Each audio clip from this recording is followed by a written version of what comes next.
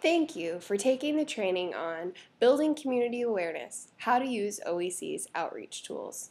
Now that you have found out about OEC's various outreach materials and how to work to change behavior of local community members, as well as harness the resources you have at your disposal, we will now build on that knowledge and use our three-step strategy to come up with a project.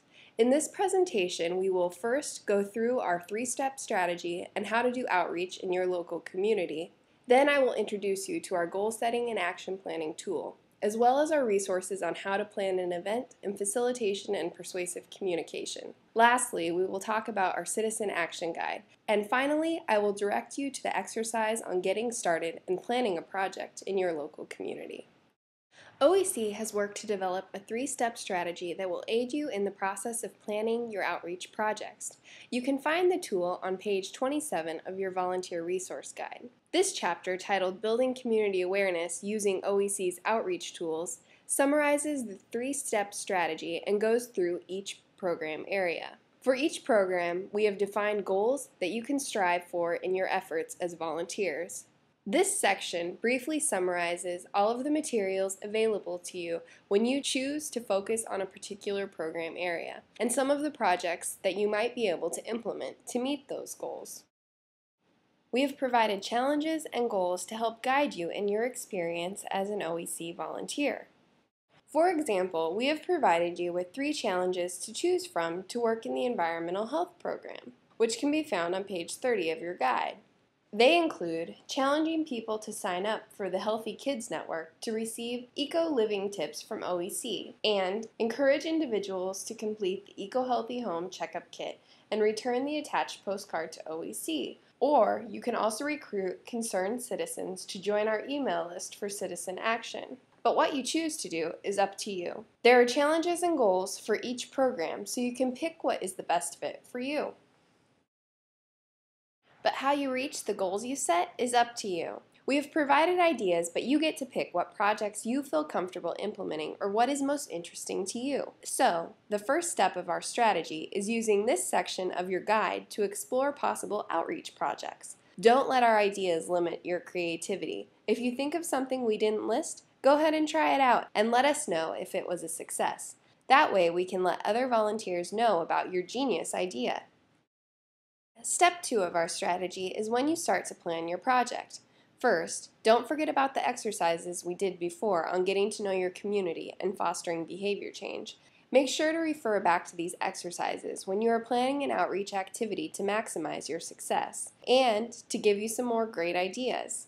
I challenge you to match the resources you identified in your local community to your outreach materials and goals and see what projects you come up with. Think about where the greatest potential is and where you, as a volunteer, can have the greatest impact. Next, plan your volunteer experience. We have provided you with an exercise on goal setting and action planning, which can be found on page 38 of your guide. And if you need to, our step-by-step guide on how to plan an event on page 55 might be helpful. Once you have your project planned, it's time to request materials. Remember, you can go online to request materials on the Volunteer tab of our website, or you can fill out the form on page 43 of your guide. There are also resources on facilitation and persuasive communication on page 61 and our Citizen Action Guide on page 63. The Facilitation and Persuasive Communication Guide addresses the principles of adult learning and tips you can think about as a facilitator on ways to improve engagement. You can take a look at our guide if you're planning a group activity to educate individuals on environmental issues or facilitating a discussion among friends. We also hope that you, as an OEC champion, get involved as an active citizen in the political process. We could not achieve protective public policy without your contributions and your voice. As an OEC champion, you will be signed up for our Action Alert Network, which will keep you informed through an occasional email alert, providing opportunities to influence your legislators or other elected officials on important environmental policies. And the Citizen Action Guide is a tool that provides you with the additional tips on how to get involved, like writing a letter to the editor or communicating with your legislators. Remember, the more people we have talking about the things that we think are important, the more likely we are to succeed in our mission to protect what we love about Oregon. So, encourage your neighbors, friends, and community to get involved. Then it's time to carry out your project. When you're done, ask yourself what was successful and what needs improvement. It will help you formulate a strategy for your next project, and it will also help you report back to us and let us know how it went. I cannot stress enough how important it is for you to report back to us on how your project went. You can let us know how things went by completing the online survey or contacting me. The survey can be found in the volunteer section of our website or at www.surveymonkey.com/oecvolunteer. Your feedback helps us track our outreach efforts to report on at the end of the year, and most importantly, lets us know if we are providing adequate resources and training for you to be successful in your efforts as a volunteer. Now it's your turn. Go ahead and go through the steps presented here and design a project. Please fill out the attached worksheet with your project idea and return it to the Community Outreach Coordinator.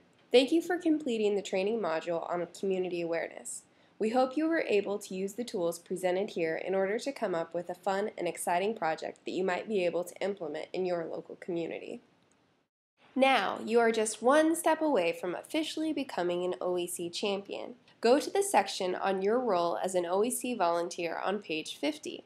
Read through the materials on OEC's expectations and your next steps as an OEC volunteer.